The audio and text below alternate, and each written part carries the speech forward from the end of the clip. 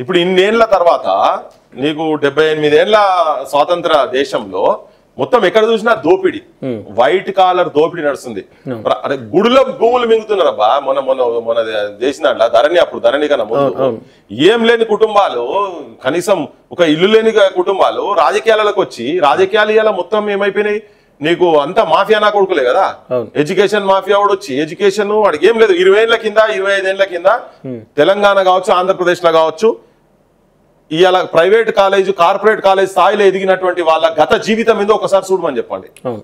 Okay, వాళ్ళు ఎవడో చిన్న ఎక్కడో పంతులు అయి ఉంటాడు, లేదా చిన్న నౌకరు చేస్తూ ఉంటాడు, వాడు కాలేజ్ పర్మిషన్ తీసుకున్నాడు, కథమిగా దోపిడేగా మొత్తం పైసలు.